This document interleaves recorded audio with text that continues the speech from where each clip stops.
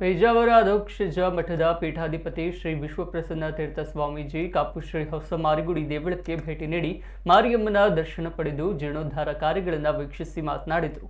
ತಾಯಿಗೆ 10 ಹಲವು ಮಕ್ಕಳು, ಆದರೆ ತಾಯಿಯ ಹತ್ತಿರ ಬಂದಾಗ ಒಂದೇ ತಾಯಿಯ ಮಕ್ಕಳಂತೆ ಹರಿಸುವಳು. ಎಲ್ಲ ಭಕ್ತರ ಸಹಕಾರ, ತಾಯಿಯ ಅನುಗ್ರಹದಂತೆ ಮಂದಿರ ಅತ್ಯಂತ ಸುಂದರವಾಗಿ ನಿರ್ಮಾಣಗೊಳ್ಳುತ್ತಿದೆ ಎಂದು ಹೇಳಿದರು. ಕಾಪು ಶ್ರೀ ಹೊಸ ಮಾರಿಗುಡಿ ದೇವಸ್ಥಾನ ಅಭಿವೃದ್ಧಿ ಸಮಿತಿ ಅಧ್ಯಕ್ಷ ಕೆ ವಾಸುದೇವ್ ಶೆಟ್ಟಿ ಜೀರ್ಣೋದ್ಧಾರ ಕಾರ್ಯಗಳ ಬಗ್ಗೆ ಸ್ವಾಮೀಜಿಯವರಿಗೆ ಸಮಗ್ರವಾಗಿ ವಿವರಿಸಿದರು. ದೇವಳದ ಪ್ರಧಾನ ಅರ್ಚಕ ವೇದಮೂರ್ತಿ ಶ್ರೀನಿವಾಸ ತಂತ್ರಿಕಲ್ಯ, ಸಮಿತಿ ಗೌರವಾಧ್ಯಕ್ಷ ಮಾಜಿ ಶಾಸಕ ಲಾಲಾಜಿ ಆರ್ ಮೆಂಡನ್ ಮತ್ತಿತರರು ಉಪಸ್ಥಿತರಿದ್ದರು. ಮೊಗವೀರ ಸಮಾಜ ಬಿಲ್ಲವ ಸಮಾಜಗಳು ಕೋರಡು ಪಂಥ ಮೊಗವೀರ ಸಮಾಜ ಜಯಶಂಕರ್ ಪಂಥ ಅನೇಕ ಸಮಾಜಗಳು ಸಮಗ್ರ ಭಕ್ತಿಯನ್ನ ಒಂದೆಷ್ಟು ನಾವು ನಮ್ದು ದೇವಸ್ಥಾನದ ದುಡ್ಡನ್ನ ಭಕ್ತ ಸರ್ಕಾರದಲ್ಲಿ ದುಡ್ಡು ಕೊಡ್ತೀವಿ.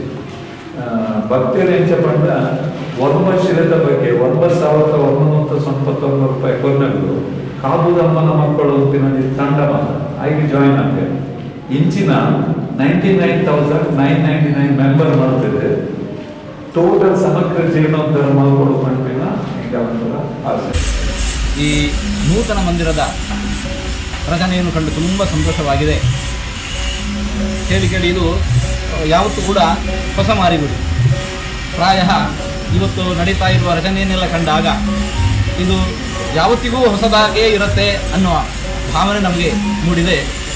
ನಾಡಿನ ಎಲ್ಲ ಭಕ್ತರ ಈ ಸಹಕಾರ ನಮ್ಮ ವಾಸುದೇವ ಶೆಟ್ಟರ ನೇತೃತ್ವದಲ್ಲಿ